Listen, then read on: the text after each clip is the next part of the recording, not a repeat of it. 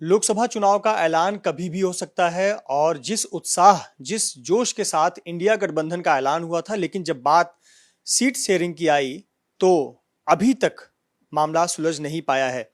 महाराष्ट्र की बात करें तो महाराष्ट्र विकास आघाड़ी में गठबंधन की बात तो हो रही है, लेकिन कौन कितनी सीट पर लड़ेगा, कई सीटों पर अभी भी पेच फंसा हुआ है। लेकिन दूसरी तरफ शिवसेना उद्धव बालासाहेब ठाकरे गुट ने 18 से अधिक सीटों पर अपनी तैयारियां शुरू कर दी हैं। यहां तक कि 18 लोकसभा सीट पर अपने कोऑर्डिनेटर भी तैनात कर दिए हैं। इस पूरे मामले पर बात करने के लिए हमारे साथ आनंद दुबे जी हैं, शिवसेना उद्धव गुट के प्रवक्ता। आनंद जी, सबसे पहले तो इंडिया गठबंधन जिस जोश उत्साह के साथ बना, अब जैसे जैसे चुनाव आ रहा है वो गठबंधन में वो धार नजर नहीं आ रही है, क्योंकि अभी तक सीट ऐलान नहीं हुआ। चुनाव के दिन नजदीक आते जा रहे हैं, कौन कहां से लड़ेगा इसकी कुछ तैयारी नजर नहीं आ रही। देखिए, ऐसा है कि जब इंडिया गठबंधन का जन्म हो रहा था और यह गठबंधन बन रहा था शुरुआती समय में, तो बड़ी चुनौती सामने थी कि अलग अलग विचारधाराओं की पार्टियों को एक मंच पे कैसे लाया जाए। राज्यों में एक दूसरे के खिलाफ लड़कर ही पली बड़ी ये पार्टियां हैं। फिर भी मैं धन्यवाद देता हूं हमारे इंडिया गठबंधन के नेताओं को, जिन्होंने ये बनाकर दिखा दिया कि प्रधानमंत्री जी को कहना पड़ा कि घमंडिया है, डर गए। देख लिए कि यार ये लोग भी अगर इकट्ठे हो सकते हैं। हमने तो कभी सपने में नहीं सोचा था कि इंडिया गठबंधन नाम का कोई एक मजबूत संगठन तैयार हो जाएगा। तो हमने कर दिखाया। ठीक बात है कि अब उसमें से कुछ दल निकल गए हैं, कोई बात नहीं। वही दल निकले हैं जिनको किसी न किसी प्रकार का भय या डर है। जो पूरी तरह से मजबूत स्थिति में हो तो कहीं जा नहीं रहे। और रही बात सीटों के बंटवारे की, तो आप देखेंगे कि 2-4 दिनों में ही बहुत जल्दी इस पर भी विस्तार से आप सबके माध्यम से राज्य की जनता को और देश की जनता को बता दिया जाएगा। हमारी मीटिंगें रोज चल रही हैं, हमारा समन्वय बहुत अच्छा है। कांग्रेस पार्टी, राष्ट्रवादी कांग्रेस पार्टी, शिवसेना, वंचित बहुजन आघाड़ी, चारों पार्टी के नेता आपस में संपर्क में हैं। मीटिंगें चल रही हैं, सब कुछ ठीक ही चल रहा है। तो हम समझते हैं कि कुछ ही दिन में इसका भी निपटारा हो जाएगा। शरद पवार ने कोल्हापुर में खुद कहा कि इंडिया गठबंधन में सब कुछ ठीक नहीं है। वो उन्होंने खुद माना कि गठबंधन में दरार है और हर जगह की राजनीति अलग होती है और ये उसका सामना हम कर रहे हैं। क्या वो दरार महाराष्ट्र में है? नहीं, सही बात है। उन्होंने कहा इंडिया गठबंधन में दरार है, लेकिन महाराष्ट्र के लिए नहीं कहा, देश में कहा। क्योंकि जिस प्रकार आपने देखा कि आम आदमी पार्टी और कांग्रेस के अभी बंटवारे नहीं हो पा रहे, ममता बनर्जी और कांग्रेस के नहीं हो पा रहे हैं, अखिलेश यादव और कांग्रेस के नहीं हो पा रहे हैं, तो इस परिप्रेक्ष्य में कहा है महाराष्ट्र में ऐसी स्थिति नहीं है। महाराष्ट्र में 48 लोकसभा की सीटें हैं। हम 2019 में 23 पर लड़के 18 पर विजय प्राप्त किए थे। आप देखिए कि जब 18 पे हम विजय प्राप्त कर ही चुके हैं, हमारे पास सीटिंग वर्तमान 18 लोग हैं। अब ठीक है, वो चुनाव आयोग और विधानसभा अध्यक्ष के कहने से क्या होता है, हमारी पार्टी है, हमारे लोग थे। तो शरीर लेके कोई कहीं चला गया तो उससे क्या होता है, कार्यकर्ता और वोटर तो आज भी वही है। तो 18 पे हमारे कोऑर्डिनेटर, जिन्हें हम समन्वयक कहते हैं, वो भी हमने उतार दिए हैं। हमारे प्रचार समिति के लोग मैदान में उतर गए हैं। जिस प्रकार आदरणीय उद्धव ठाकरे जी और आदित्य ठाकरे जी विधानसभा वाइज सभाएं ले रहे हैं और जो प्रतिसाद जनता का मिल रहा है, वो तो गजब उदाहरण प्रस्तुत हो रहा है। क्योंकि राज्य की जनता उद्धव ठाकरे जी और आदित्य ठाकरे जी को अपना कुटुंब, परिवार प्रमुख मानती है, घर का सदस्य मानती है।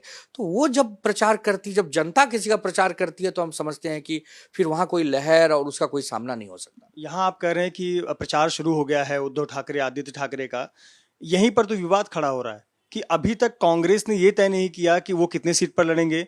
वंचित बहुजन आघाड़ी सच में गठबंधन में आएगा, नहीं आएगा, आएगा तो कितनी सीट पर आएगा, शरद पवार गुट कितने सीट पर लड़ेगा। लेकिन आप लोगों ने तो कोऑर्डिनेटर भी ऐलान कर दिया, अलग अलग क्षेत्रों में जाकर आपकी मीटिंग्स हो रही हैं और जो सभाएं हैं वो भी उद्धव ठाकरे, आदित्य ठाकरे कर रहे हैं। ठीक बात है कि हमने प्रचार शुरू कर दिया, लेकिन इसका इसका ये अर्थ नहीं कि हमने कहीं मनभेद किया हुआ है, किसी के साथ मनमुटाव किया है। पूरी तरह बातचीत करके यह काम हम कर रहे हैं। हमारा कुटुंब बड़ा है, हमारा परिवार बड़ा है, हमारे यहाँ ज़्यादा दल हैं, 4 दल हैं। तो स्वाभाविक सी बात है कि थोड़ी सी बोलते हैं ना, प्रेम की नोक-झोंक भी हो सकती है। वो तो परिवार में होना भी चाहिए, वही तो अपनापन है। लेकिन बिल्कुल ही इसका अर्थ कोई न लगाए कि हमारे यहाँ कोई मतभेद है। हम जो कर रहे हैं पूरी तरह बातचीत करके एक दूसरे को विश्वास में लेके कर रहे हैं। और भारतीय जनता पार्टी को हराना है तो भारतीय जनता पार्टी के काम करने के तरीके को पकड़ना पड़ेगा। जिस प्रकार वो 12 महीने चुनाव प्रचार के मोड में रहते हैं, वैसे ही शिवसेना भी हमेशा जनता के बीच में काम करती है। 80% समाज सेवा, 20% राजनीति। तो हम उन पर हमेशा भारी रहे हैं, हमेशा बीस रहे हैं। जब भी गठबंधन में चुनाव लड़ते हैं, हम देखते हैं कि राजनीतिक दलों के सहयोगी के झंडे भी होते हैं साथ में। कांग्रेस है तो एनसीपी शरद पवार गुट का झंडा होगा, वंचित बहुजन आघाड़ी का होगा, कांग्रेस का झंडा होगा। लेकिन यहाँ आप अकेले ही प्रचार कर रहे हैं, अकेले ही उम्मीदवार के पीछे जा रहे हैं, तो ये मैसेज नहीं जाता कि ये हम एकला चलो वाली राजनीति यहाँ कर रहे हैं? ऐसा नहीं है। हमारी पार्टी का नाम है शिवसेना। हम अपनी पार्टी का जब प्रचार करते हैं, हमारे संगठन के लोग जब कोई आयोजन करते हैं, तो वहाँ हम हमेशा हमारा झंडा होता है। किसी भी पार्टी का अपना झंडा होता है। जब महाविकास आघाड़ी की सभाएं होंगी, जब इंडिया गठबंधन की सभाएं होंगी, तब वहाँ सभी के झंडे होंगे। यही नियम है धरती पर। अब चुनाव आयोग के पास हमारी कोई पार्टी रजिस्टर्ड है तो जरूरी नहीं कि वहाँ इंडिया गठबंधन के रजिस्ट्रेशन को भी दिखाना पड़ता है।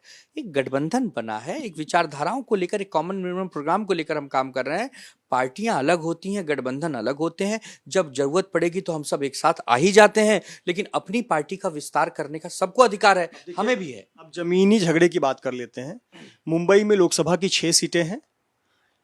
उत्तर पश्चिम जो सीट है वहां पर शिवसेना के गजानन कीर्तिकर सांसद हैं और संजय निरुपम कांग्रेस के, वो वहां पर तैयारी कर रहे हैं। अब वहां शिवसेना भी तैयारी कर रही है, उद्धव गुट, वहां पर संजय निरुपम भी तैयारी कर रहे हैं। संजय निरुपम ने बाकायदा बड़े नेताओं को बुलाकर इलाके में सभाएं भी कर दी हैं। तो ये दोनों सीट में से कौन लड़ रहा है? हमारी सीधी बात हुई है कि जहां जिसका सांसद चुनकर आया था 2019 में, उसको प्राथमिकता दी जाएगी। 2019 में हमारी पार्टी से गजानन कीर्तिकर जी चुनाव जीते थे। गजानन कीर्तिकर जी अब हमारे पार्टी में नहीं, बट उनके पुत्र हमारी पार्टी में है। एक लोकप्रिय युवाओं में वो नेता हैं, तो वो सीट हमारी है। कांग्रेस पार्टी की जहां सीट है, कांग्रेस पार्टी बिल्कुल मांगे, हम कोई विरोध नहीं करेंगे। संजय निरुपम बिना मतलब के प्रचार कर रहे हैं उस इलाके में अपना। वो कांग्रेस पार्टी के एक नेता है, वो जो करना है करें। उत्तर पश्चिम लोकसभा की सीट शिवसेना की है, शिवसेना के पास ही रहेगी। कांग्रेस पार्टी को बहुत सारी सीट हैं 48 में से, जहां वो हमसे बातचीत करे तो हम जरूर कोई न कोई हल निकालेंगे, बट उत्तर पश्चिम पर नो समझौता।